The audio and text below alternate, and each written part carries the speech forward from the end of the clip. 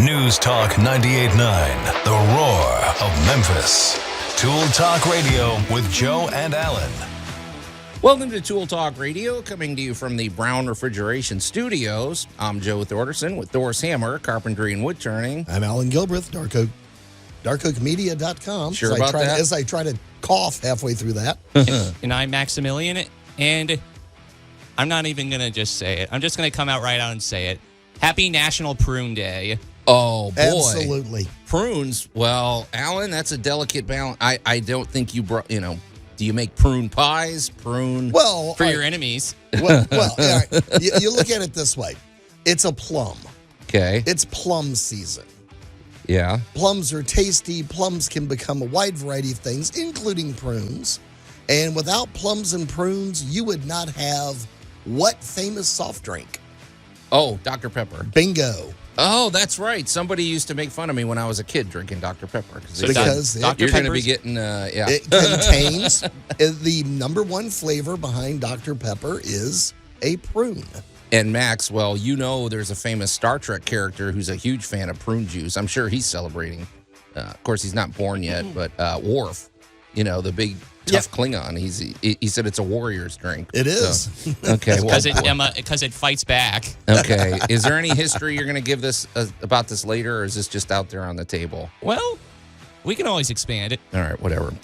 Okay, National Prune Day. See, that opens the door for me to talk about gardening. Okay. So there you go. Well, I thought you'd talk about food, so. Oh, because also the fact that not every plum could become a prune, but every prune is a plum. That is correct. So we'll have to expand on that. Yeah, and we'd get sucked into this conversation. Anyway, if you want to get drawn into the conversation, you can call or text us at the Big M Roofing and Remodeling Hotline at 901-683-0989. We also invite you to watch the show. I think it's on. Yeah, the red light's on. Yep. I see it. Max, you even have the red light on an empty chair over here, so I don't know if you want to fix that later. But it's on, but that doesn't mean the camera's on. Oh, okay. If you go to the News Talk 98.9 The Roar's Facebook page and the News Talk 98.9 The Roar's X page, and man, the posts are up, Allan. I actually got them done on time this morning. We got about 4 posts up there. If you go to the Tool Talk Radio Facebook post, among them, I finally was able to get Allan interested in a baseball topic for our great moments in building history, mostly because this is a really masterwork of repurposing. Mm-hmm. And so today in Great Moments in Building History, we're going to talk about Stadium Lofts. It's basically an apartment complex in Indianapolis, Indiana, where they with a really big courtyard. Great courtyard and very, very savvy businessmen that did a really good job. It's a really unique structure. And Allan's actually interested. And, we know all about repurposing here in Memphis. The Crosstown Concourse and other facilities. So it's a good conversation. In Tool Tales, I guess this is Tool Tales, home alarm systems, Allan. Oh, yeah. You don't just go to the big box store, go give me that one. I think we teased it last week and never got around to it. Jay got on a roll last week, so that happens. We have a must-have item of the week. Allan's week in review is floors. And some walls. Yeah, and some walls. We also have what I hope we can get to. There's this image, and if you go to our Tool Talk Radio Facebook page, I know everybody has seen this. And I don't know if I triggered Allan with this conversation topic or maybe, but if you jump on Facebook or anywhere, you're going to see this image of it's kind of a pixelated image of somebody holding a Coca-Cola can. And basically they tell you that there is no red in this can. Correct. Which is true. You zoom in and you're like, wow, the red suddenly turns to white and black. Yes. It got me thinking because they're saying your brain is filling in the color here. Correct. And I was thinking, I think there's a tie-in to home design, to business design, to architecture, interior design. I think people that understand the process of how our brains work make the best designers, make the best, landscapers, everything. That, Luther Burbank and Frank Lloyd Wright, neither one would have been fooled by that picture. Okay, but it's an interesting conversation, so we're gonna do that. But before we get to any of that, Allan, well, do we need to talk any more about prunes, Max, or can we tee this up? I mean, would you like to? No, Look, I Joe, think we'll sprinkle it in throughout the show. yeah, let's 'Cause there's move also- along. We'll dump it in throughout the show. But Alan, you said something highly provocative last week. I did. And before we could let you get on a big roll, we said this needs to be its own discussion. You said that you predict that the end of the HOA is coming, the Homeowners Association. Are Yes. you okay? And you stand by that statement? Yes. And I really didn't know what you meant by it, but I thought this sounds like a bigger topic that we need to unpack. So let's kick the show off with that. What do you mean by that? And what are the HOA directors doing right now? Are they throwing their things at the radio? Or? Well, all right. Let's start with what is an HOA. Okay. So if you move into a condominium building or something like that, obviously you're stuck with neighbors. Well, yeah, you accept that unless you're going to go live in the middle of nowhere. You moved into a condo. Right. You moved into it. If you move into a community type thing, you're kind of trapped with these people, and these are not necessarily people you chose. They're kind of people you moved in with. Yeah. And there are rules. We're a society. We have rules. And if you live, especially in a condo where you're sharing walls or an attic or a ceiling or something like that with somebody else, you need a few rules to make things livable. Right. All right. However, HOAs have grown past enforced neighborhoods, aka a condominium type situation. Like if you lived in New York, Yeah. you would have, you'd live in a really big, tall building, and a flood on the 23rd floor becomes a problem for everybody downstream. Right. So you have to work together. Yeah. Right. And now then we have the HOA that is just your community HOA. So you move into a neighborhood with a house and a yard. There is distance between you and your neighbor, and yet your community has an HOA that can tell you what you can do and not do with the dirt and house you just paid for. And some are more robust than others. You try to move to Nantucket, they're going to tell you what color your shutters have to be. Exactly. So, yeah. Now, for some of these things, I'm going to throw in lots of caveats here. Oh, If you have, okay. let's say you live in a historic district. Well, and that we makes ran sense, into yeah. this with the giant robots. Mm-hmm. Oh, those Transformer robots in Washington, D.C. Exactly. Yeah. So here you have this very old historic neighborhood, and kind of the idea of living in the historic neighborhood is that it looks like a historic neighborhood, and you don't have a 12-foot tall Optimus Prime acting as a mailbox outside of one of them. Well, that's debatable. A lot of people like it. But, yeah, you can see where it causes controversy. You can see where it goes back and forth. All right. Right. The problem that is coming up with HOAs is many of them have very outdated ideas as to what their community should look like and how it should behave. Now, that's interesting. What do you mean by that? Well, a lot of these still have a 1950s idea that your yard is a grass farm. Mm. Really. Oh, so they limit. You should have a little tree. You should have a little white picket fence, and little Timmy and the dog should play in the yard. Well, what is happening today is a lot of these HOAs, especially some of the more aggressive ones, are winding up in court and winding up at odds with state law on occasion, because we now have things like seed keeper laws. Well, what is a seed keeper law? A seed keeper law is basically for a farmer who wants to keep seed out of his crop to replant next year. Okay. Well, there are a lot of agricultural companies that would rather prefer you buy new seed every year. So in order to resolve this, you're getting seed keeper laws and things like that. Now, Wait. They're in cahoots, and they're saying, "Oh, you can't store that. You can't build a shed to store all your seeds because that goes against the HOA." But really, what it is they're just trying to sell more seeds. Well, in the farmer's sense. Now, when we get to the actual HOA itself, a huge motion now is native plants. Well, that lovely lawn you have out there is a very good chance that that is not a native plant.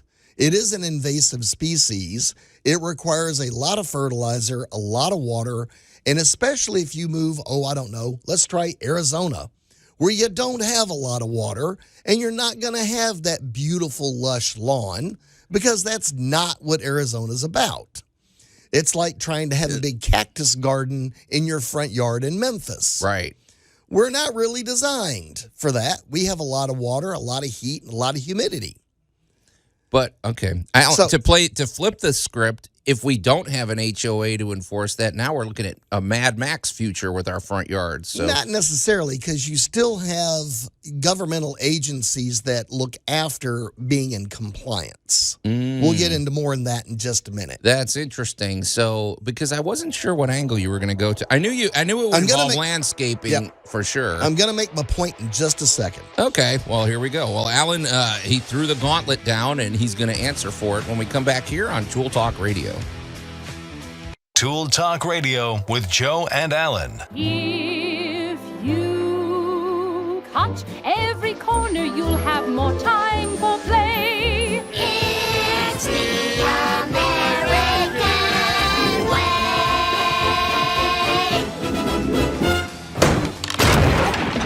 News Talk 98.9, The Roar of Memphis. I'm going to come in next week and raid Max's computer and delete that stupid sound. But how dare you, Max? We're weeks away from the 4th of July, and you play that garbage. So, all right. I think we talked about cutting corners last week, so I had to kind of make up for it. All right. Anyway, welcome back to Tool Talk Radio, coming to you from the Brown Refrigeration Studios. I'm Joe Thorderson with Thor's Hammer, Carpentry and Wood Turning, here with my buddy Allan Gilbert from Dark Oak Media and the triggering Max over there behind the glass, who actually does love his country. You're very patriotic, Max. You just like to annoy me. If you want to annoy me, you can call or no. If you want to chime in on the conversation, you can call or text us at the Big M Roofing and Remodeling Hotline at 901-683-0989. In particular, if you are an HOA director or you're part of an HOA, Allan predicts. Now, you're not going to back off from this. This is going to be one of your, bait and switch conversations. Allan predicts that the end of the HOA is coming. Based on the fact that you said a few factors. Some of their laws are antiquated. I don't know how you get rid of it entirely. Maybe you lessen their governing authority or something like that. Well, it's going to have to adapt and change with the times. Okay. Because we are shifting, of when everybody came back from World War II, of the U.S. had never even really seen little windy country roads and heathers and the way Europe was laid out. We'd been separate for a while, and most Americans really hadn't been over there. Now we have a big world war, and off we go. And when we come back, I don't think people realize the impact how that was laid out over there affected America, because immediately General Eisenhower came up with a road project that is now our interstate system. Boy, are you making me think. That is true. It's one thing to see postcards. I mean, back in the 1940s, you didn't have the internet. You didn't have any of this other. You're seeing a little quaint postcard of the Tower of Pisa or something. Well, when you actually go to Europe and you're having to get your tanks through the whatever, right. And didn't they say too, one of the big successes in World War II was the way the German highways were, and the Americans actually used that to their advantage, I think, moving. So now that you're saying that, the influence, it's interesting to think about. That would have made an impact on all those soldiers coming back. Like, hey, this is what we saw, over there. And I fully and completely understand. All right, you and I know each other, and we know several other people, so we're all going to move in to this subdivision we're going to build. Mm-hmm. And we want this subdivision to look and feel a certain way.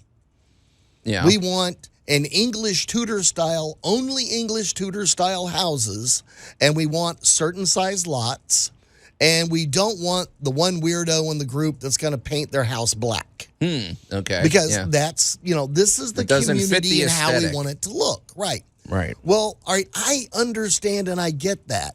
However, it is now 50 years later, and the environment, technology, the ability to do things has drastically changed. And now we're getting back into water conservation. We're worried about the bees. We're worried about the salamanders. The biggest thing is we're worried about killing ourselves off, basically with cyanobacteria. Cyanobacteria is, cyanobacteria can kill your dog. Oh. Cyanobacteria is the algae blooms that come about because of too many pesticides or not enough algicides or too much fertilizer running off. So there's a variety of environmental factors that feed into this. And another big motion today is people want a native yard, which means a native grass or clover. As we were talking about, there are a lot of people really concerned about pollinators. Well, let me tell you an experience I had, because I live in a neighborhood. It does have an HOA. It's pretty reasonable. We don't have anybody knocking on our doors but we do have an HOA. Okay, well, I was out riding my bike and I drove by a lawn. I drove by a house and their grass was about a foot tall, and they had a little sign in the yard and it says, please excuse the weeds. We're pollinating the bees. Okay. Okay, a bunch of, I don't know, maybe they're a bunch of hippies that are living there. No, I'm just Yeah, kidding. maybe But not. we need bees. I'm just kidding. Right. But okay, well, what if you live next door to that person and you don't like the way that tall, ugly grass looks? And what recourse do you have? And what if okay, maybe it's helping the bees, but can it be doing other things? What if it's what if rats are living in there? What if I don't know? This is like people reading about. I'm going to go back and pick on the Atkins diet, because people read about the Atkins diet in the newspaper and then began doing what they thought was the Atkins diet. And of course, when they found out what the Atkins diet really was, they found out they were doing everything wrong. Oh, right. So if you're looking for, they got it 50% right. Yeah. Well, you kind of got the Cliff Notes version, and that's not how it really works. So my advice to an HOA is to, before you make yourself irrelevant and start winding up in court and start winding up on the opposite side of state laws, you need to do some research. You need to really get into what the options are for your area. So if you've got people wanting to go native yards, I strongly suggest you actually figure out what that is. What does that mean? Because I was working on a yard yesterday, and they have got some of the prettiest yuccas that you've ever seen. Yucca. I'm from South Texas. Yuccas are everywhere. Yuccas are not native to Memphis. So it's yucca, a big spiky cactus that grows really well here, but it's not native. I always wondered what Yucca Flats was when I was driving to California, but Yucca Flat, so it's named after a plant. It's a plant. It's a big spiky plant. You've seen one. You could cut the leaf off and bring down. You could harpoon something with these things. All right, but Allan, here's the thing. If you get rid of an HOA, it's going to probably wind up replaced with something. Here's what I don't like about your scenario. Okay, an HOA is somebody, if in fact, I know our HOA director. If I have a beef, I can go over and talk to them. Right. Okay. However, you are the crowning glory of your HOA because you solved all their problems when you moved in. Well, no, there's things that, okay, but what I'm saying is, I like that notion. I don't like that if the HOA goes away, I feel like it's going to get replaced by some faceless government entity that's going to tell me, and I don't like that. I'd rather have it a smaller scale that's more local. And I don't know. Your county health department, you have a variety of compliance people available in your local government.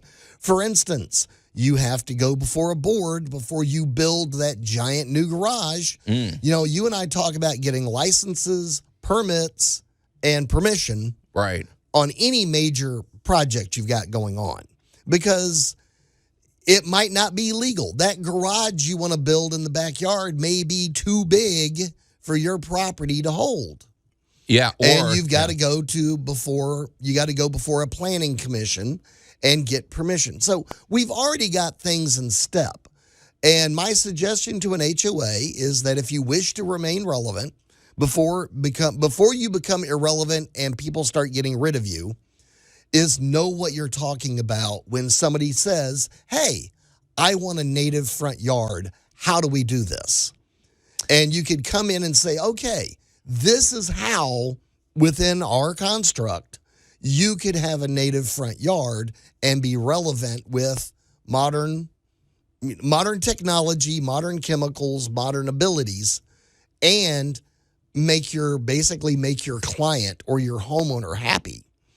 I think the days of the crazed HOA coming by with the yardstick and going, your grass is 3.5 inches tall, you owe us a fine.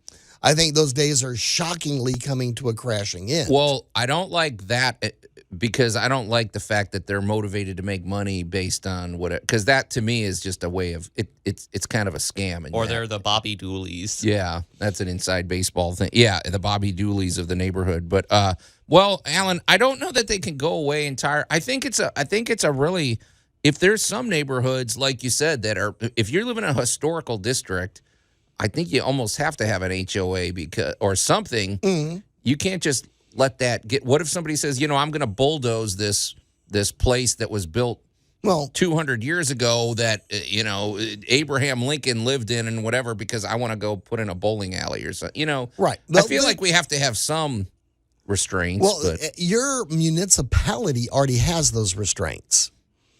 Okay. An HOA is within those restraints and is additional restraints. And I think if a community, not an apartment building or something like that, but I think if a community wishes to remain relevant, they need to get up to date. If your bylaws are still 20 to 30 years old, you desperately need to look at new technology and the new options available to keep your HOA relevant. So in other words, what I'm kind of getting out of this is the idea of HOAs are just a non-critical redundancy. In many instances, they were there to protect property values. However, what we consider valuable now is changed from what we considered valuable 20 years ago. 20 years ago, the big fight was whether or not I could have a pool. Yeah. And we got more people filling in pools today than are ever building them because they're tired of them. Yeah. There's a lot of cost and maintenance and capability that goes with an item like that. And that's a big, big decision. Yeah. Pretty big topic. And of course, non-critical redundancy is the new name for my band, Max. Thank you for that one. I was referencing Andor. Okay. Well, we're going to, I think we're pretty going to move on, but pretty thought-provoking stuff. And we're going to continue the conversation here on Tool Talk Radio. Tool Talk Radio with Joe and Allan. Pay the price for your lack of vision. News Talk 98.9, the roar of Memphis. Sounds like my old HOA. Finally, a reasonable rejoinder. Yeah. You will pay the price if you have a lack of vision. And welcome back to Tool Talk Radio, coming to you from the Brown Refrigeration Studios. I'm Joe Thorderson with Thor's Hammer, Carpentry and Wood Turning, here with my buddy Allan Gilbreth from darkoakmedia.com and our pal Max over there behind the glass. You can call or text us at the Big M Roofing and Remodeling Hotline at 901-683-0989. And perfect example of what you can do with the text line. You can send pictures like our buddy Vince did last week. We actually posted those on the Facebook page. Vince decided that his grill needed an upgrade, Allan. And the grill's looking good, but the wood around it, the little where you keep the plates and everything, was looking pretty rough. But he refreshed it. He got rid of the dirt and the mold and everything and sealed it up, and it looks pretty good. So, Vince, thanks for sending that in. And if you've got any home improvement pictures, or maybe you bought a really cool tool, or maybe you've got a tool that you don't even know you came across something at an antique store. What the heck is this thing? Send a picture. Maybe we could decipher it together. But if there's something you're really proud of, send it in. The News Talk, the Big M Roofing and Remodeling Hotline, 901-683-0989. We've got some more interesting stuff coming up. I want to take a minute, though, to talk about our good buddy Larry Brown with Brown Refrigeration, because we just love Brown Refrigeration. It's funny. I mean, it's kind of a bedrock in the community. Yep. They have such a great business culture that it's hard to kind of imagine this city without them. But I mean, if you have any HVAC needs, this is the company to call. They have they're always dealing with the latest technology, and they're actually always ahead of the curve. Larry was the first one to alert me. I had no clue that they were changing refrigerant at the end of the year. Some people may say, "Well, so what?" Well, no, trust us. That's a big deal. That's gonna change.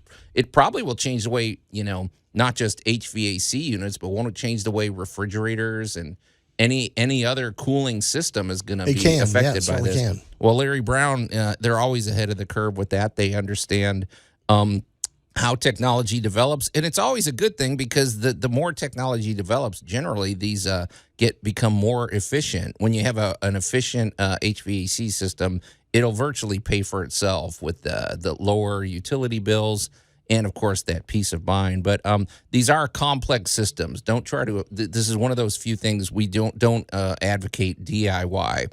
Get Larry Brown in there. They can get him in there maybe once a year to check out your system, to do a tune-up, to make sure your ducts are clean. And also, so you should think about the Remy Halo system, because the Remy Halo system uses the UV power of the sun to not only clean the air within your HVAC system, this is like turbocharged air. Every particulate, every microbe that lands on the surfaces in your home, it's cleaning those surfaces. It's just great stuff. They have great financing, and they answer their phones. So get in touch with Brown Refrigeration. We love these guys. 901-362-1881, or go to their website, brownref.com. All right, Max. And now, Tool Tales with Tool Talk Radio.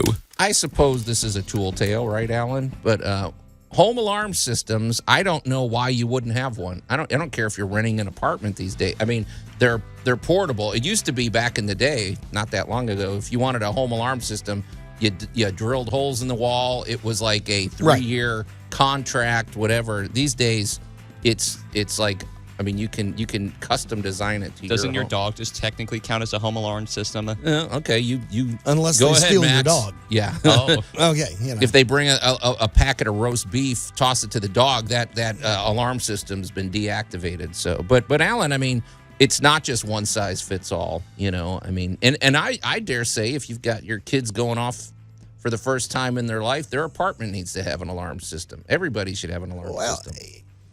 Welcome to the advent of Wi-Fi. Talk to me. Well, until Wi-Fi really kind of kicked in about 10 years ago, wire was it. So I mean, if you wanted any form of system, it had to be wired in. Right. And now suddenly Wi-Fi has matured to the point where wire has begun to fade away. Right. I'm even thinking about telephone systems and stuff where we used to have phone lines where a phone line was run. Now it's just internet cable. Mm-hmm. And even then, that's kind of debatable because all your cell phones and stuff all react and work on Wi-Fi. And so along came a few inventors that went, if you got Wi-Fi in your house, that means you have an internet access, which means let's just put, we got cameras on our phone. We got internet access in the home. We've got, congratulations. Now you've got alarm systems that can honestly go in your pocket. Yeah, that's what's cool about it. I mean, we have a really cool alarm system for our house, and I have an app on my phone. And if somebody comes to my front door, I get a notification. I could be away, they knock on the door or they ring the doorbell, and I can talk to them through my phone. Yes. Well, everybody can do that, but I'm just saying, 30 years ago, who would have thought of that? I mean, I will say that is good, but at the same time, I do recognize, though, with especially your Ring alarm system, that there's a sort of delay. Like it could be like 2 minutes later, and it that's when it does when it gives you the notification that sometimes. Well, if somebody walks in and out, but generally the ring, the alarm. If somebody rings the doorbell, it's instant. Well, if they stay there, if they activate it. Yeah. All right. The biggest thing here is not all of this is one size fits all. Yeah, there are different kits and different sizes. So this is where my advice is going to be: go get you a piece of paper And you do not have to be Salvador Dali or Picasso here. Draw a rough outline of your house and what do you want to see or not see. In part of the alarm system, I'm going to throw in one of my favorite new inventions, and that is the solar-powered motion-activated floodlight. Oh, we have those. Yeah. Oh, those are cool. What an amazing... And they're bright. You can put this on a tree in the backyard. You can put this on the fence. You can put it wherever you want to light it. Now, the real trick here is you don't want to backlight yourself. What do you mean by that? All right, I know what you mean, but... Well, here's the problem. You open the door, you open the front door, and you have a light behind you. So you are now being silhouetted and backlit perfectly. So everybody in the yard can see you. Right. But now you have a light bulb between you and them, so you really can't see out into the yard. Right. That porch light's nice if you're sitting there, but if you're in a security situation, you want a light out in the yard, away from you. So if I you're were going, seeing them, they're not seeing you right, at all. if I were responding, I would turn off the hallway light, open my door so that I could see out into the yard without backlighting myself. You know, that's a good point, because you may not think, you may just say, well, the outlet is here, I'm going to put it right here. Well, think about it. You know, again, this is where getting a little piece of paper and just kind of drawing it out and going, all right, what do I honestly need to see? And of course, a doorbell is an obvious. Yeah. That way, if somebody comes up, you know, we've all heard about porch pirates. We've all heard about all that stuff. And hey, if nothing else, it records whoever's walking towards your door. The other thing is, look at the parameters before you buy stuff like window brake sensors. Oh, right. Do you have a parrot? Wait, what do you mean? If you have a parrot or you have a parakeet or a cockatiel, you are about to give yourself all kinds of pain, because those birds make a sound that hits the exact same frequency as breaking glass. Wait, so your parakeet can activate the alarm? Your parakeet will activate the alarm. There is no might. There is will. Oh, gosh. So, you know, there are lots of things to consider. Do you have pets? Who's moving around your house when? You know, there's a lot of stuff to take into consideration. So, is a home alarm system a good idea? Absolutely. Is setting it up correctly important? Yes. Because you really need to consider some stuff, or that parakeet is going to call you 4 or 5 times a day to let you know the back window's being broken. I have a piece of advice myself, too. And if you're somebody that's not super techie and you just, you know, you don't want to necessarily take the time. You don't just plug these in, stick it on the wall, stick it on the front door, and move along. You really have to fine-tune these things with your apps. And I'm sorry, but once you do it, it makes a big difference. My front Ring doorbell, Allan, I have a flag in my front on the front of our house. At certain times of the day, that shadow will activate that alarm literally every 30 seconds. So I had to change the viewing parameters of which saved my sanity. But so you can fine tune them even after they're installed, and don't ignore those apps. I mean, they're made there for your convenience. So the app is the main reason to do it these days. And the other thing I'm going to tell everybody is follow all the instructions. I'm going to say that word again. All. ALL. All of the instructions. They're not kidding, yeah. So that your home security system doesn't get hacked. Oh, good point. Yeah. You are on the internet. You are using Wi-Fi. Make sure that you put a proper password on these things. Do not let some 12-year-old in a foreign country watch your every move. Okay.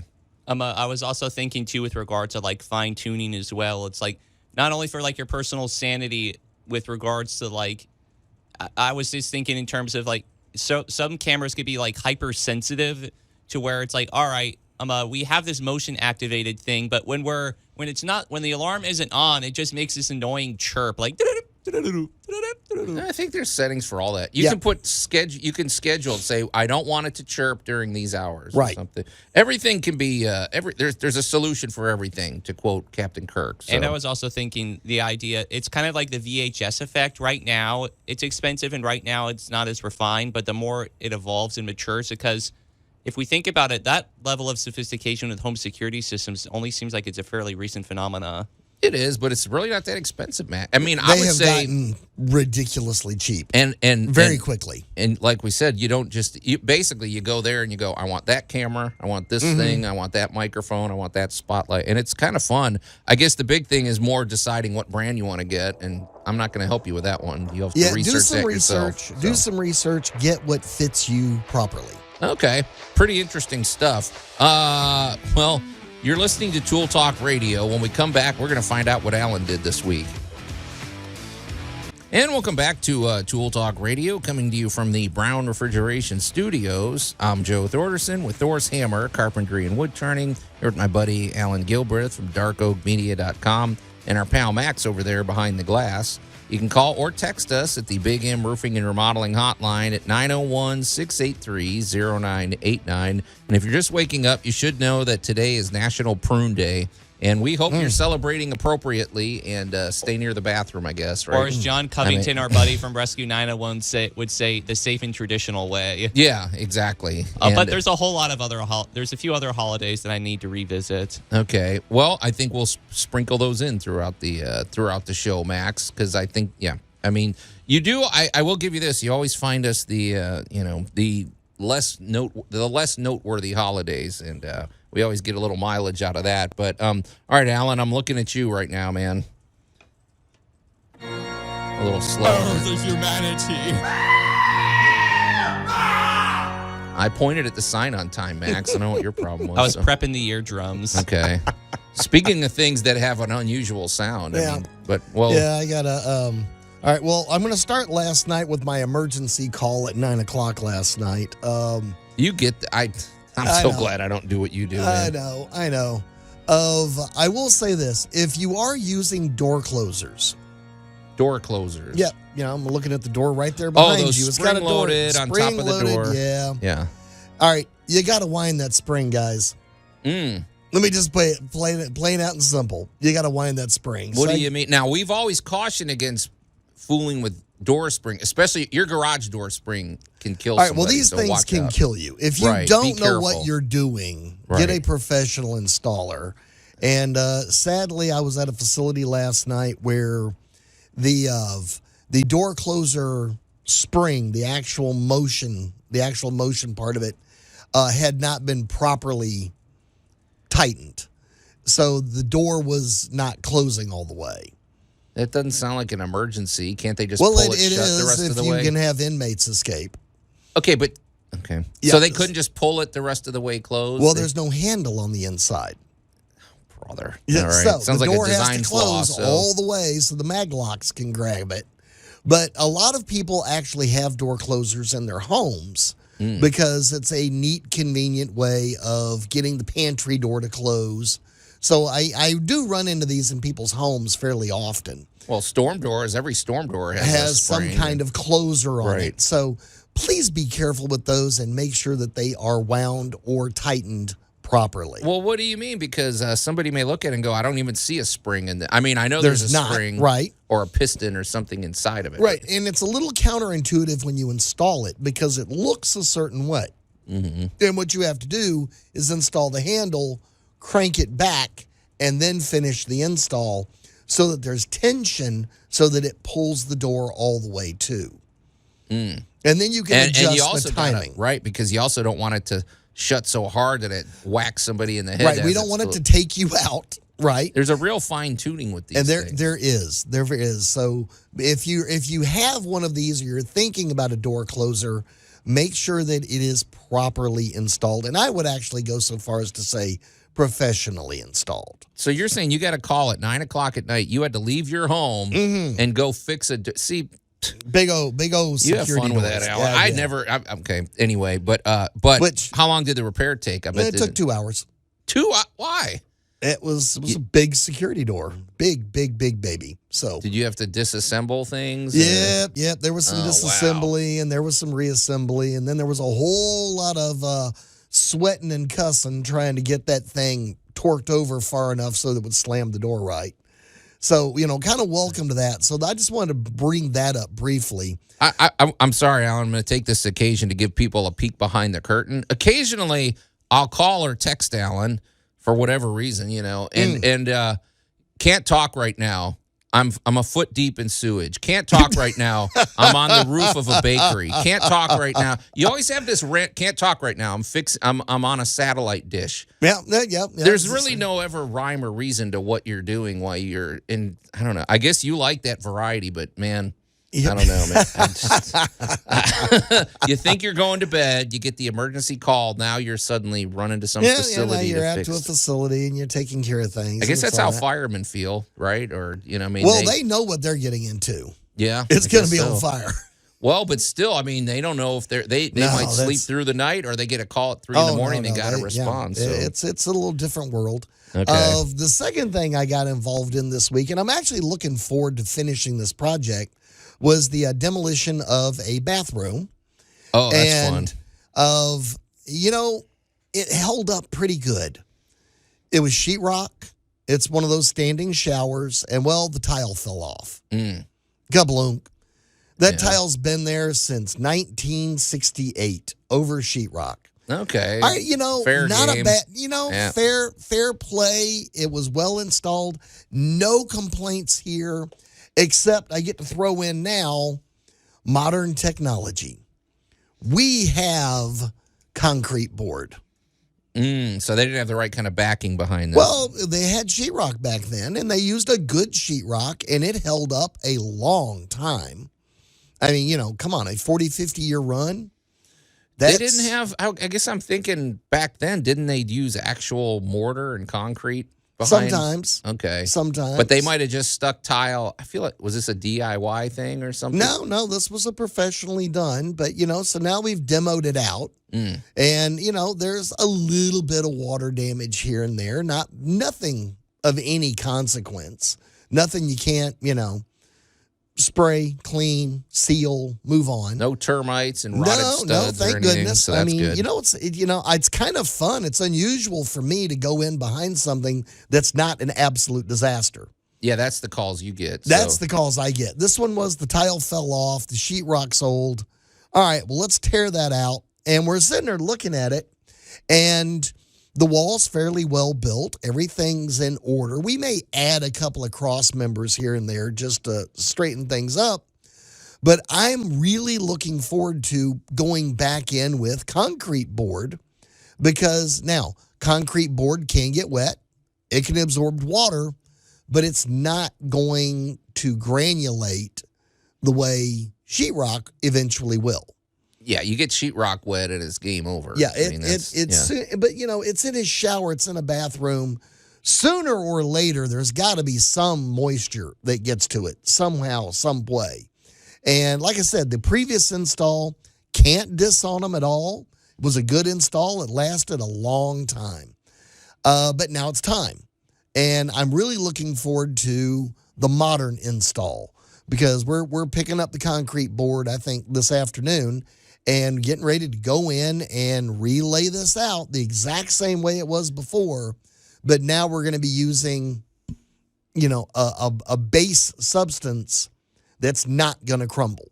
And it's designed for the, the tile adhesive, so it really likes to stick to it. And it makes sense. Don't skip that backer board for sure. I can't wait to see this. And, there's even backer boards that are pre-roughed for the actual tile. Yeah, that's what it's. Yeah, it's porous. It grabs that adhesive. I'm looking forward to this. So, fair play to whoever did this job 60 years ago. You did a pretty good job. It held up well, and I can't wait to see how this finished product will take place. And of course, there will be pictures. Now, I teased your week in review by saying floors. I thought that's what you were mainly working on. Well, and floors are going in because I've had two problems this week, and one of them was moisture coming up through the concrete and ruining their laminate floor.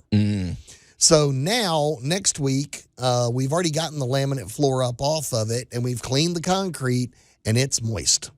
You put your hand there, which means next week we're going to be digging a hole through the foundation to find the pipe. Boom. Yeah, I had a feeling this is a foundation issue. Oh, so you think this is plumbing too? Oh no, this is going to be a plumbing issue. There'll be pictures, I promise. Okay, well the plot thickens. So, all right, pretty good week in review. I'm glad. Better you than me having to get up at 9 o'clock and run off on an emergency. But anyway, well, hour 1 of Tool Talk Radio is in the can, Alan. I don't know where it went, but stay tuned for hour 2.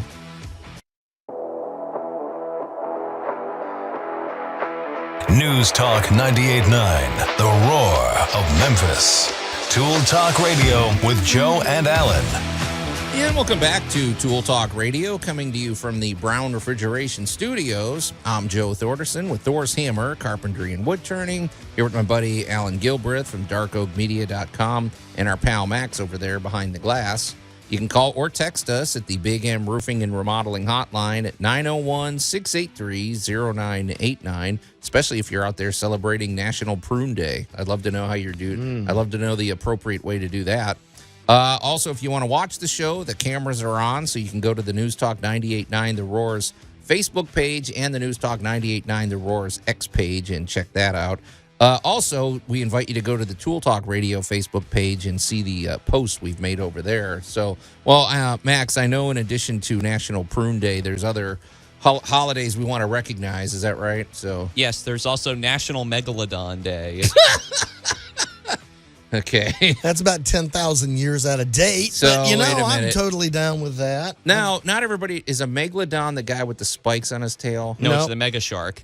No. what is- Megalodon is a giant shark. You can go hunting shark teeth in North Carolina for those. Oh, okay, but this isn't like the Meg we see in that movie. I mean, Yes. they weren't really that big. Yes, They were. could eat a ship or something Yes. like that. Okay. No, Well, it's hard to hide those things. Megalodon was about a 60-foot long shark. Now, exactly what it looked like is a matter of some debate, but they had some big old teeth. Well, you got to And the respect the shark. They know what they're doing. So, The etymology okay. for Megalodon literally comes from a term, large tooth. Okay. All right. So National Megalodon Day. I do not encourage celebrating by getting in the water with sharks. That's No, kind of a dumb leave idea. the shark alone. He doesn't want to play with you. Don't right. take a selfie with a shark. Now, this one's kind of interesting. This is not World Prune Day. It's World Juggling Day as well. That one has some pretty interesting history behind it. Is juggling still a thing in Oh, yeah. entertainment? I mean, I know at the circus and stuff, but I seem to remember watching Johnny Carson or something, and he'd bring on the juggler and the plate spinner and all these other guys. So is that a? It's still a thing. It still makes its way around the comedy route, the comedy club routines and all that stuff. There's still jugglers and spinners, and your more vaudeville type stuff is still out there. Gallagher wasn't a juggler, was he? I know he smashed watermelons and things. Gallagher was a guy with a mallet. And a very funny routine. Yeah, I guess if you do it right. But I will tell you, I don't know if kids today still do this, but Max, back in junior high, we took, I think, about a 2-week thing in gym class where they taught us how to juggle. And actually, I feel like it's probably good for your hand-eye coordination, Alan. So, I mean, I don't think it was a waste of time. But I will say, they probably your juggling class probably compares nothing to some of the ancient jugglers. Juggling itself, they predict goes back to about 2000 BC, but it's in China that they actually get the most interesting jugglers back in the day. There was a man by the name of Zhang Liao, and Yi Liao was a very skilled practitioner of what was called Nongguan, and which is tossing multiple objects in the air without dropping them. And so there's this legend that he was doing his routine in front of an army of 500 soldiers who came to wage war against his kingdom. And when they saw his rare art, the soldiers fled in fear because it's like, we don't want any part of this. And you're juggling swords, baby. It's a whole different world. Maybe they assumed that the whole army had those types of skills, and like, okay, we have no chance. Yeah, so. we go home. I like that. That's a pretty good way to end a battle. Just end it before it begins by juggling chainsaws or swords or whatever the heck you got. So, all right. pretty interesting. So that's all on the table. It's all fair game. So get in touch. Big M Roofing and Remodeling Hotline, 901-683-0989. All right, Max, we're going to shift gears, though. Let's get to our must-have item of the week, which I'm holding up to the camera, Alan. I've already posted the picture. It's like somebody's looking at this and going, well, that doesn't look all that exciting. What is this? Gee, Joe, it's a rag. Okay. No, actually, that is a microfiber, moisture-activated sweat band. Or sweat towel. Sweat. Well, I'm not trying to encourage sweat. I'm trying to cool off with this. Well, that is exactly how that works. Welcome to modern technology. That's the thing. It's funny. You look at this and you go, you don't see technology in this, but contrary. There's a whole level of technology. You see nano-level technology in there. So you wet it down, and then I guess the thing I'm curious about, Alan, is it's very thin. It's real lightweight, and, it was hot yesterday. Right. And so I was just trying to cool off, and you wet it, you squeeze it out a little bit, and then you snap it. Right. And somehow that activates, and it's cold. I mean, it feels really cold, and it feels nice when you put it on your neck. But what's going on science-wise with something like this? Well, science-wise with that, it's actually really fascinating because microfiber is I'm trying to think of the best way of saying this. Through a wide variety of manufacturing techniques, we're making artificial fibers smaller and thinner than any natural fiber. Okay, like so cotton or if something. if you were to look at a cotton towel under a microscope, the cotton towel works so well because it is tiny little loops of thread. When you look at your towel, it looks fluffy. Right. Right. Well, those little loops of thread each absorbs moisture and wicks it away from your body. And then you hang your towel up or you run it through the dryer and we hit it with a lot of air and it wicks the moisture out of it. Welcome to humidity. Now, your microfiber takes that on steroids.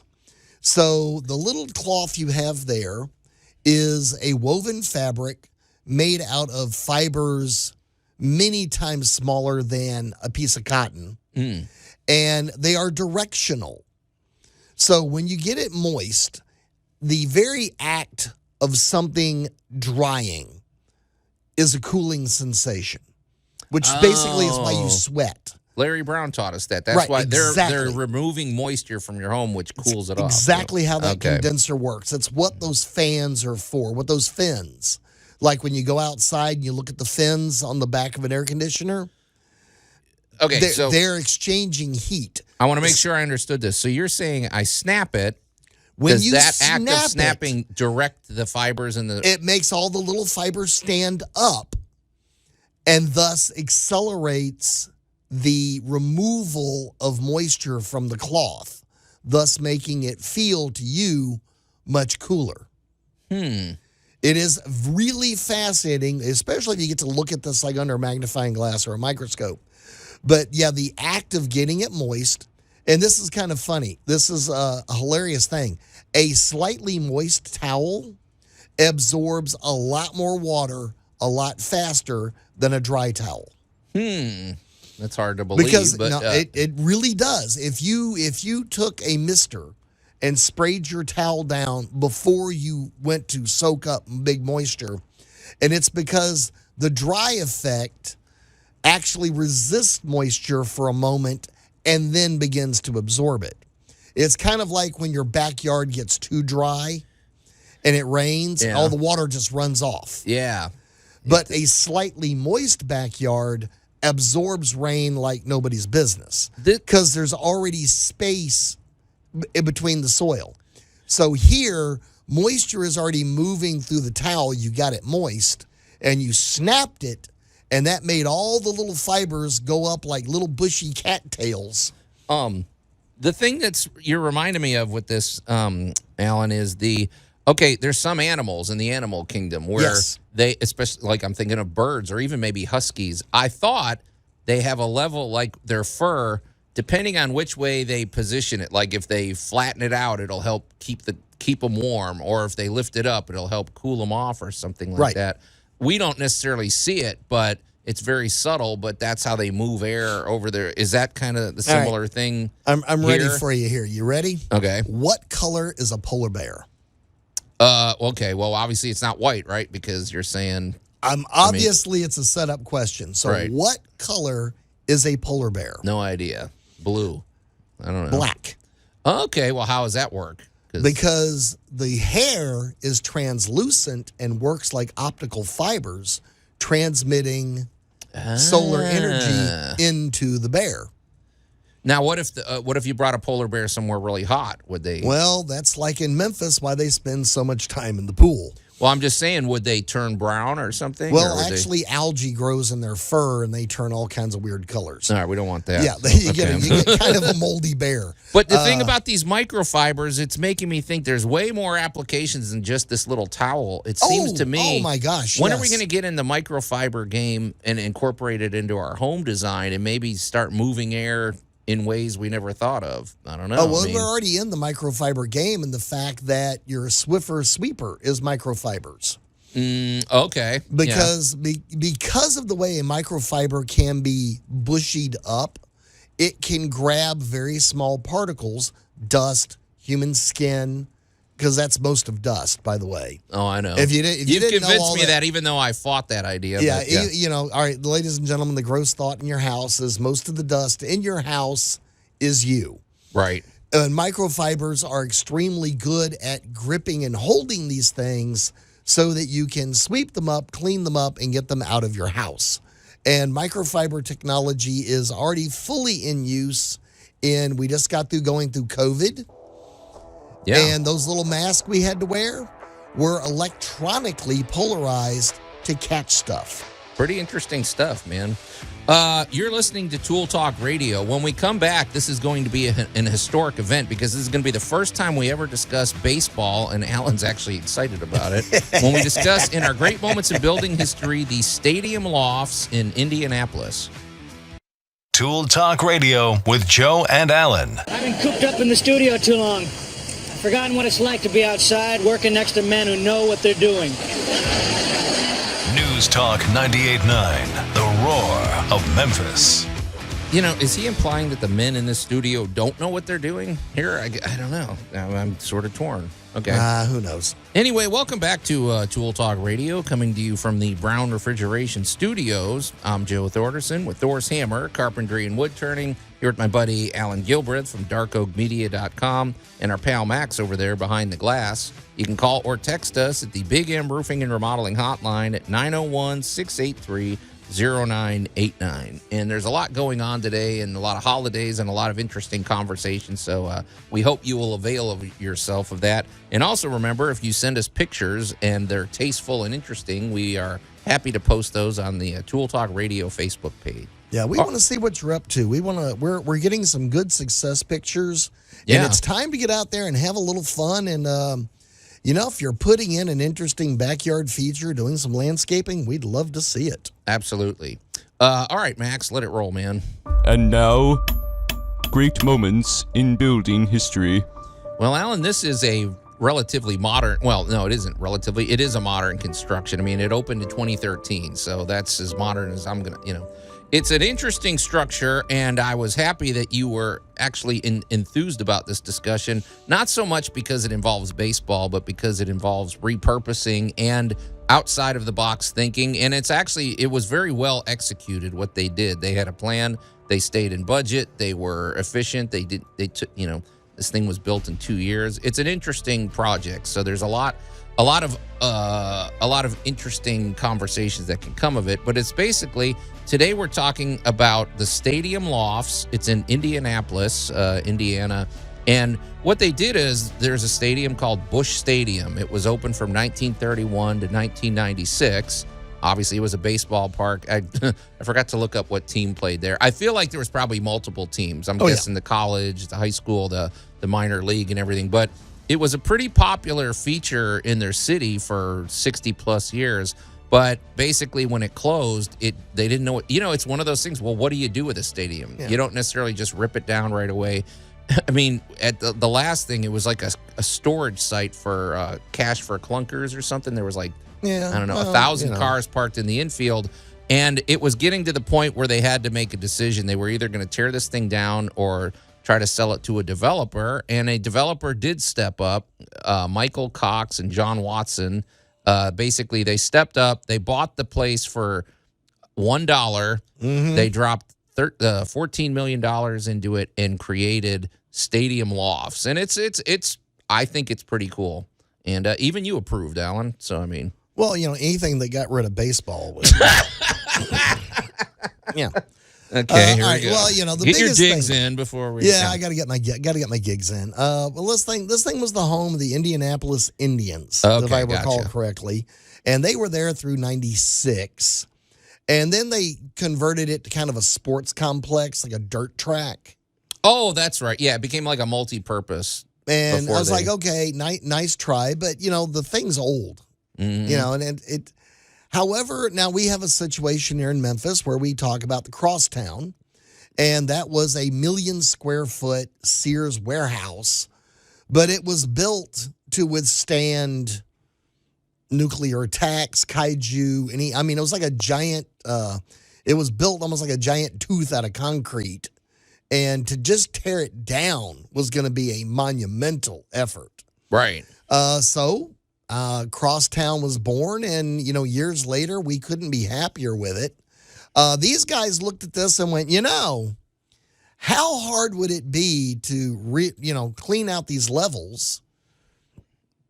And the idea they came back with was, we can put about 138. 100. What is it? 138. It's 138 apartments. 138 nice apartments, and let's face it, the backyard is fabulous. I mean, it's pretty cool. You got a big courtyard. It's huge. If you can imagine it, folks, and we posted pictures. It's easy to find images of this on the internet. So basically, they kept the field, and instead of the infield base paths being dirt, they filled them in. They made them concrete, and I guess it's like a walking path and everything. But they kept the scoreboard out in the outfield. They kept part of the brick.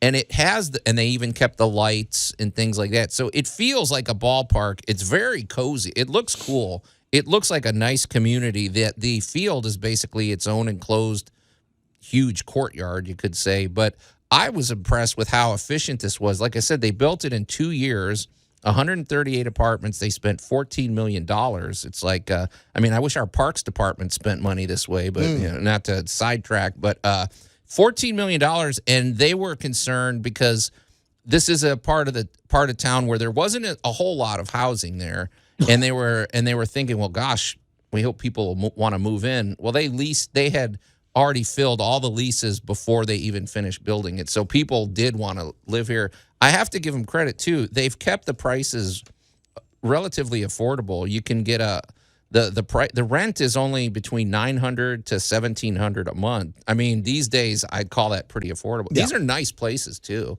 It looks like a cool community, Allan. I mean, well, it's again, we'll kind of pick on it's a themed community. Mm-hmm. Would someone like me have any real attraction to living there? Probably not. However, for the nostalgia fan, the baseball fan, or somebody that worked in the area, you went from urban blight and junky cars and, all of the terribleness that goes along with that to a big, beautiful facility. Let's face it, you'd be proud to show somebody from out of town where you live. Oh, absolutely. This is one of these. They made this a great eyepiece destination. Yeah. I have to ask this just kind of like morbid curiosity. But are there any structural features to building or repurposing a baseball stadium that could either make it advantageous or disadvantageous to making it into a home? Well, okay. What do you call the part of the is it the concourse that we're talking about? To me, the concourse, Max, is perfectly suited to that because you've already got walkways to get you, or which would now become hallways to get you to each individual apartment. It's curved in a way that's kind of appealing, in my opinion, because you feel a certain you still have your separation, but you feel a certain connectedness to your neighbors. It's multi-leveled. I want to say this is a 3 or 4 story building now, And I think it's already got the infrastructure for, well, they probably had to run a lot of plumbing, don't you think, Alan? Yeah, but electrical, and it's got the steel, which can support the weight and things like that. So I feel like there's a lot of built-in features that would make it suitable for converting it like that. So. You also wonder, too, if because of the curved shape of the baseball park itself, if it also is good with wind resistance, because you're not just having like, I know they had to build like a flats adjacent to it, but with baseball parks, if I'm wrong, you could correct me, but it seems like the wind is pretty well distributed because it's like a curved structure as opposed to just straight on. No, I don't know, Alan. I didn't even think about the wind factor. So a lot depends on is the back to the wind. So you're going to have to go back to 1936 when they laid this out. How well did they lay it out in the direction they laid it out? The biggest thing to this is you really have to look at the original construction in the case of building like this in 1936, you were building this thing to last for the ages. So even though 31. The cosmetics fell apart. Yeah. Well, because you got thousands of people on stands, and you have to be able to withstand their weight and safety and everything like that. So here's something I want to say, though, Alan, because you were comparing this to the concourse that we have here in Memphis. Now, I didn't live here when the Sears concourse was open, so correct. I mean, the Sears, whatever you call it, factory. It was a warehouse. Okay. Well, okay, there's a big difference between a warehouse and a baseball park that people have fond, sentimental memories. And a baseball park is supposed to have artistic features. And so the attachment here, they would have bulldozed this thing years ago if people didn't have so much feeling and sentiment, and that's the reason it's still there. So you have to preserve that. And to me, though, what that also gives you is a built-in, for one, well, okay, you got to balance it. You got to maintain enough features of the original construction to keep that sentimentality. Right. But you also, to me, that's a big selling point. It's like, well, you can live in the place that you remember going to as a kid and everything. Sure. So I don't know. I feel like it's a little bit of a different thing than the Sears building. And I think it regard. strikes a pretty decent balance, too, because, well, let's just take, for example, even something as simple as when they show like the fitness center and office spaces. It's like, well, these benches from the stadium would have been kicked to the curb, but we need sitting spaces anyway. So let's just use these chairs for that purpose. Rather than just having a boring bench, you just already use what's there. Yeah, and they have really cool the turnstiles and things like that you would go. The steel was kind of decorative, so they kept that. They kept what they could, and they kept the feeling of walking into a stadium. They didn't just they didn't get rid of the I-beams and all the things you associate in the underside of the bleachers and all that. It's pretty cool. It's a really interesting construction. I would strongly encourage somebody to check out the videos. But also, I like the out of the box thinking, and I like how efficient they were with their money. $14 million seems. It seems like this would have cost a lot more to me. So I don't know. I was thoroughly impressed. Well, a lot had to do with the price to get into the property. It's not like it cost them $10 million to buy the place. Right. Just cost them $1. But you got to, again, this is where I'm going to applaud everybody involved in this project, because they had a very clear outcome in mind before they did it. Yeah. The Stadium Lofts. Check it out, folks, in Indianapolis, Indiana. Our great moments in building history. You're listening to Tool Talk Radio. We're going to take a quick break, and we'll be right back.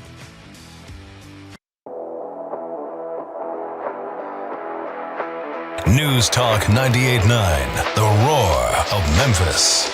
Tool Talk Radio with Joe and Allan. Brought to you by Little Stinkers lilac-scented baby orangutan diapers. A fresh-smelling orangutan is a happy orangutan. Choose from Action Fit, Triple Absorbency, or Overnight Comfort varieties. Bring the joy of potty training a jungle animal back into your life with Little Stinkers lilac-scented baby orangutan diapers. Happy National Prune Day. Boom. Drop the mic. And welcome back to Tool Talk Radio, coming to you from the Brown Refrigeration Studios. Baby orangutans and prunes do not mix. I can tell you that. Well, they might. I'm Joe Thorderson with Thor's Hammer, Carpentry and Wood Turning, here with my buddy Allan Gilbreth from darkoakmedia.com and our pal Max over there behind the glass. You can call or text us at the Big M Roofing and Remodeling Hotline at 901-683-0989. And speaking of Big M Roofing and Remodeling, let's just talk for a moment about our good buddy Jay Hill with Big M Roofing and Remodeling. They're all about the exterior protection of your home, from windows to gutters to sidings and especially roofs. Basically from top to bottom. Jay and remodeling too. Let's not shortchange them there. They basically are your full home improvement specialist, but we always lean heavily into his roofing expertise because that is where it all starts. If you don't have a solid roof, well, that's what protects everything. He is a GAF Master Elite installer. He is always 5 stars with the Better Business Bureau, and we're keeping track. It's kind of like one of these, NASCAR races. He's either he's at the top, or sometimes he's even at the leaderboard of the top-rated roofers in town, but he's right up there. And there's a reason for that. Jay has created a great business culture, and he's committed to perfecting his work. The GAF systems that go on your roof, they're systems. As we said, Allan, we were talking about that last week. There's a procedure for this. There's training involved. And when you have There is indeed. When you have a roofing system, it's working harmoniously, not only to protect your house, but to also make the roof last as long as possible. These roofs run cooler because they have ridge cap vent. They are designed to last, and that's why they can offer a lifetime transferable warranty. In addition, with all of the exterior protection of your home, it's a package. The gutter work that they do, the siding and the windows, they all need to work together as a system for the exterior protection of your home. And there's nobody better to call than Jay Hill.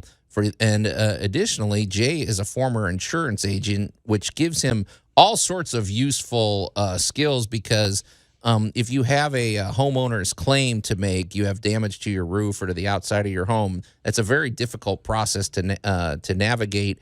And there's also a procedure for that. Jay should be the first person you call. It's a free consultation. He'll come out, he'll examine your damage and let you know if there's a path forward. And if there is, boy, it's going to save you thousands of dollars. But also, if you need financing, Jay has 30 lenders at his disposal, and financing is really easy. You can apply in minutes and get your approval and get down to business.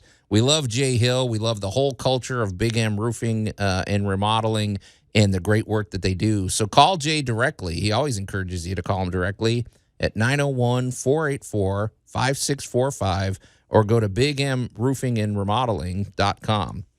All right, hit it, Max. I don't think I gave him enough. I've called you all here. Oh, the wrong one. All right, never mind. Hail science! It's probably better to not even do a whatever. We're a little off today. But hey, Allan, I just posted it. If you go to the Tool Talk Radio Facebook page, you will see a post. And what it is it's a firefighter. To me, it looks like it's almost like if you set a dumpster on fire. I mean, big flames, everything. It's a literal dumpster fire. Yeah, he has a little ball. It looks about the size of a thermal detonator from Star Wars, and he throws it in there, and there's this poof, it looks like firefighting powder, and it instantly puts out these flames. And they show different scenarios of people throwing these things on. But what makes this special is this powder is non-toxic. They show a woman holding the ball. It blows up all over, and it's fine because it's a non-toxic thing.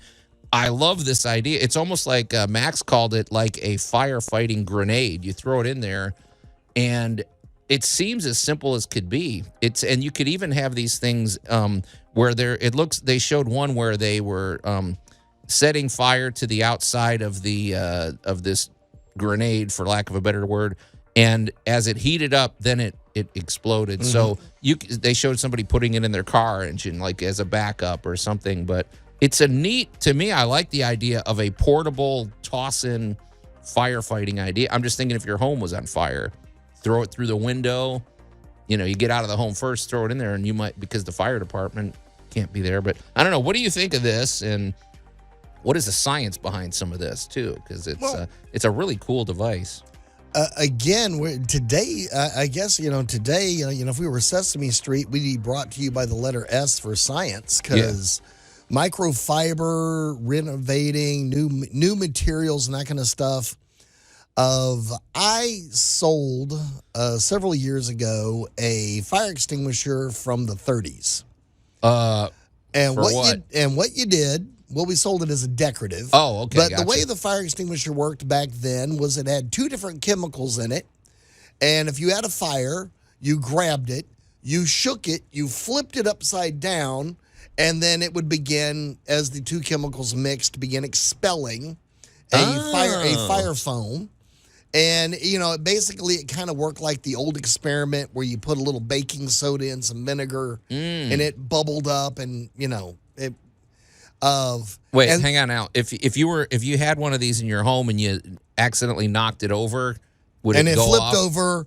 Congratulations, your fire extinguisher is going off. Sounds like a design flaw, but okay. Gotcha. Well, but that's how they worked. I gotcha. So to jump forward to modern fire extinguishers, the first thing I want to talk about is ABC. Okay. Do you know your ABCs of fire extinguishers? No, go ahead. All right, all fire extinguishers are not created equal. There is a fire extinguisher for each type of fire. Sure. So you have your standard everyday combustible, leaves, paper, the wall, whatever. That's an A. Then you have your B, which is alcohol, burning liquids and gases. So grease fires. No. Okay. Absolutely not. No. A grease fire is not a part of the ABCs. Oh, okay. A grease fire is a separate animal because grease fires spread easily, especially if you water don't throw water on them. Yeah, you don't put water on them. That spreads it, right. C, of course, is your electrical equipment. And these are your three biggest forms of fires around the home. So somebody's got rubbing alcohol, they drop it, and boom, now you have a very flammable liquid or gasoline or something like that. This bomb is designed with the coating powders for an ABC type scenario. All of the above. So it will take care of, like, the big demo is, of course, they got a dumpster. Right. And that dumpster's got chemicals in it, liquids in it, flammable materials in it. There could be somebody's toaster in it. You have no idea what's in that dumpster. Right. And the old boy, that dumpster's just fully involved. He chucks that thing in there, and it goes kaboof. Foam goes, the powder foam goes everywhere, and the fire is out. I mean, I love it personally. I think it's a great idea. I love the simplicity too. You just throw it in and boom. Yeah. Well, there are two new products though that have come out. There is also the bomb in aerosol form for much smaller fires. This is before things get out of control. Right. So the bomb is for just as it went from oh my goodness to oh help. Yeah. That is where that bomb is for. Fully involved means, well, you're going to be buying a new house. Yeah. The fire department is the only help you can get. I am excited about both products. I ran into the aerosol version of this bomb about 3 days ago, and there is now one in my truck. Now, Allan, we have a small fire extinguisher under our sink, and it's, right. I mean, what's the difference between that and the aerosol thing? Well, I feel like ours is actually better because it's got a long, you can shoot it like 20 feet or something. Exactly. It is a more distance type item. Okay. This is for the quickie little thing, like of something popped out of the fireplace and the carpet is smoldering. Well, you don't have to go get the big fire extinguisher and the whole room. You can just reach over and go wham, and it's out. Oh, it makes less mess. It's a smaller, it's for that, ooh, look what you just did. Right. And it's done. The fire extinguisher is for, all right, I ain't getting close to that. Right. The bomb is for, oh my goodness, I ain't going in there. Right. Well, that's the thing, because think of the reach it gives you. If you got good aim, you just toss it in and boom. You could bounce. You could sail that baby as far as you can throw a baseball. Right. So, like you said, if you did have a storage room or something that was now fully involved, you chuck one or two of those things in there, and ba-bam, an ABC effect takes place. It smothers it. It cuts off the oxygen. Your fire is out, and now you can deal with the aftermath.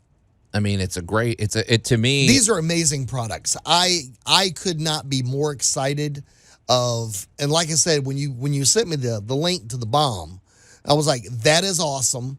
And it wasn't the day later I ran into the aerosol can version of it, and I was like, well, you know what? You got to put that in the truck. Here's what I'm wondering, though. I don't know, because these things are heat activated as far as the demo video shows. Yes. So there's probably better ways to store these and everything. We've got some parting thoughts about these nifty inventions. You're listening to Tool Talk Radio. We're going to take a quick break, and we'll be right back. Tool Talk Radio with Joe and Allan. For $1, what tool is used to hammer a nail? Is it A, a hammer, B, a nail, C... B, nail. Final answer. News Talk 98.9, the roar of Memphis. Well, it's a quick way to eliminate a job applicant, I think. And welcome back to Tool Talk Radio, coming to you from the Brown Refrigeration Studios. I'm Joe Thorderson with Thor's Hammer, Carpentry and Wood Turning, here with my buddy Allan Gilbreth from darkoakmedia.com and our pal Max over there behind the glass. There's just enough time for a quick call or text at the Big M Roofing and Remodeling Hotline at 901-683-0989. In fact, Max, I think you've got a text right there, too. What did they have to say? Norman wanted to ask, what's the name of these bombs? Okay, well, if you're just tuning in, we've been talking about a really interesting invention. I just saw the video on Facebook, and we posted it on our Facebook page. Essentially, it's about the size of a softball. It's a ball. You throw it into a fire, and it instantly it like explodes. It's almost like a grenade of firefighting powder, and it instantly puts the fire out. But right, Allan, I didn't look up what it's called. Yeah, well, it is made by the Elide Fire Company, ELIDE. Okay. And however, the couple of them, that's a company out of Thailand that actually makes the bombs, and the big box stores. An orange one is carrying the aerosol can. Okay. You're really hooked on this aerosol can thing. Well, I was very excited because it's less, sometimes less is more. If you are right there and something happens and you can just grab this and go, yeah, and it's out, it's fantastic. The bomb is for something big. When you go online, look up the ELIDE fire extinguishing ball, and you'll see how this works, because this is not for a small fire. This is for something that is big. And Norman, thanks for getting in touch. I hope that's useful. And I guess we'll find out if we can order these. I just literally found out about this. But here's what I like about this too, Allan, is, okay, sprinkler systems are obviously important. They're great. However, there's fallout from that. If you have a sprinkler system running and running and running, now everything in your your building or your home is now saturated. Water creates its own issues. You might have saved it from the fire, but you might have devastation from the water. I like that this puts it out with, you still have a fighting chance of maybe saving the structure, because this is a powder. It makes a mess, but it's dry. You can clean it up and everything. So, right. I mean, that's what I like about this approach. And I feel like you're also playing a role. Like you don't have to just stand there and watch your house burn down. Right. You can get out safely, and then, like I said, chuck these babies through the window or the door, and you got a shot at it. So. Yeah. And I also want to point out, for a kitchen fire, if you have a fire extinguisher, make sure that it is rated for grease. And there is actually a grease rated, and we're used to seeing the fire extinguisher that's red, right? Yeah. A specifically for grease for a kitchen fire is actually a silver can. Oh, I didn't know that. So, yeah, they are color-coded, and sometimes you'll even see something registered as a Class K. And the cat Class K, you'll see these in any commercial kitchen, of course. Right. But and it is really designed for combustible cooking oils, fats. Places that have deep fat fryers would have a Class K fire extinguisher, and it is a silver fire extinguisher, not a red one. I'm loath to ask you this, Allan, because I'm already setting you up for a food dude type of conversation. However, we're talking fire safety. Yes. And I get these YouTube videos. They always, I guess the algorithms know what I think is interesting, but you'll see, some college girls, they're in their dorm and they're making something. They decide, hey, we're going to cook something. Right. They flip the pan, they do something, and suddenly the whole thing just like bursts into flames. Yes. What is the main cause of cooking? Like, what do people need to avoid if you're going to get out there and try to start cooking? What are the things that are just setting fire to these? Because it seems like it's really almost explosive. It's like boom, all of a sudden the flames shoot up. All right, it's oil and grease are flammable. Right. Just end of the story. I don't care what it is. I don't care what you're doing. You get it hot enough, it's gonna burn. Okay. Where people get in trouble is they don't understand the amount of heat coming off of the eye that you're cooking on. If you have, of course, a gas stove, you actually have a flame. If you have an electric stove, you have some form of eye. And certain stoves have an eye that is under a heat-treated glass. We have that, yeah. So what happens is an accident happens, and of course you see on the YouTube videos, and you see people doing just absolutely stupid things.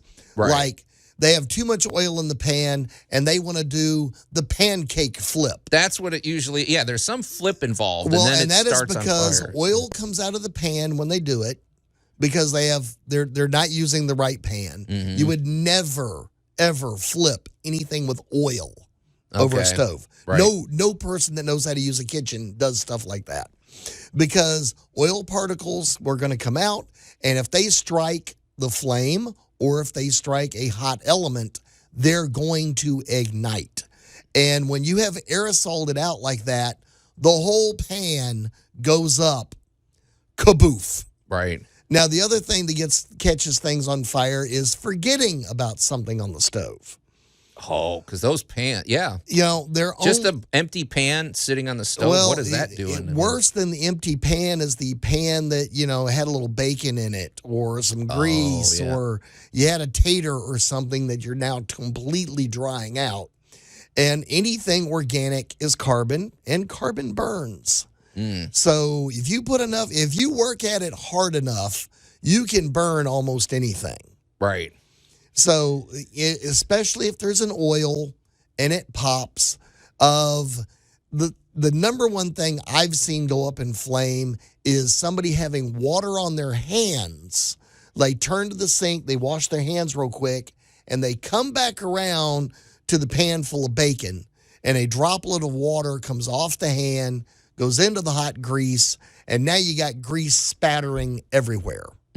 Interesting. And that will also get you in trouble. Well, so the name of the game, if you're cooking with grease, you can't go watch TV. You got to pay attention. Yeah. And for heaven's sakes, everybody, high is not the only setting that cooks. Well, hey, I predict we're going to start seeing these firefighting tools and these firefighting grenades, for lack of a better term, in our big box stores. I have to imagine, though, Allan, they're probably going to have to come with like a recommended storage. Like you don't just have this thing sitting on your coffee table or something. It, probably in a little box that you can, because if it should go off, you don't want it's heat powder activated. everywhere. So what if you have it sitting next to your fireplace and kaboof. Yeah. That makes me. Speaking of that sort of safety stuff. Carl just sent us a video of these firefighting grenades, and they were testing it. It looked like it was in Thailand.